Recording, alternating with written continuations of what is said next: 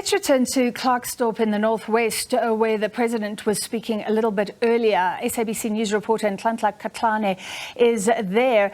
Ntlantla, one of the things that people look at, I mean, the president raised many issues that some would say the governing party, the ANC, is responsible for.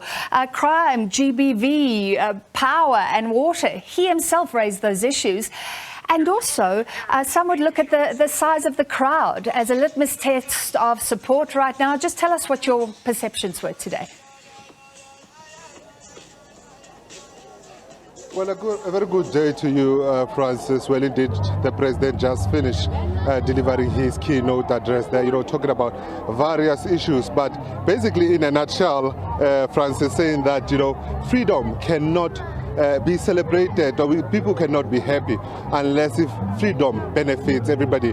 If you've heard earlier today, we were talking to a lot of people that were complaining about service delivery here, and as you rightfully touched on that, the president did indeed touch on various issues that are challenging South Africa, especially here in Klerksdorp, whereby he spoke about gender-based violence, saying that until it's eroded in society, people cannot say that they are enjoying this democracy. Secondly, talking about unemployment, saying that it also would be very good for the country if government would just go back to the beginning, 1994. Why democracy was so important to a lot of people. Also touching on service delivery, saying that it cannot mean anything, like I already said, that unless people receive service delivery. But with me here, I'm with MEC of Kokta and Human Settlement, but is also a chairperson of the ANC here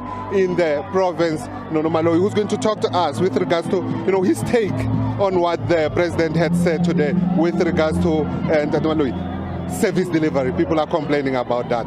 We spoke, me and you said that was amongst the priority of ANC. You are also you also hold the cap of MEC of Kokta, which is also responsible for municipalities, and municipalities were in a dire situation here. No, indeed, the president is correct. We have a lot of challenges as it relates to service delivery, particularly on issues of water, issues of roads, load shedding, and more especially the unemployment, which is very high in our province. We are now attending to those issues as instructed by the ruling party, of course, that our priority must be to ensure that we deliver to our people. We give them what they deserve. You will recall that previously we did speak about municipalities who are not able to use their grants, which are meant, of course, to attend to issues of service delivery. We have now established a monitoring tool in the province where we are going to monitor them on a daily basis as to whether they are doing correct things. If they are not doing the correct things, we are able to intervene immediately.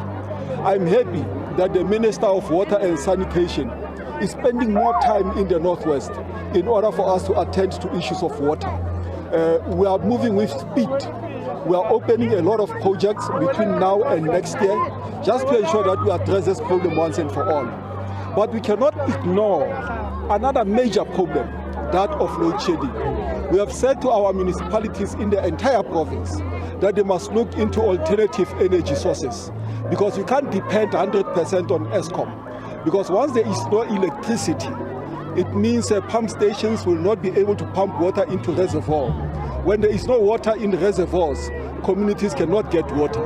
That is why we are now focusing on ensuring that we put in solar system and other sources of energy in our entire province. Well, thank you so much. That was MEC of Kokta here in the Northwest, and also the chairperson of the ANC. Also talking about electricity, the issue of electricity. We heard also the president in his speech saying that government has been doing a lot of work, and that will be seen in no time. With that being said, it's back to you in studio. Very much. Ntlantla Kgatlhane, seemingly disturbed by the people crowding around him. But thank you for that. And of course, it is a great opportunity to hear the voices of the people who were listening to the president today and waiting for him to address some of their concerns.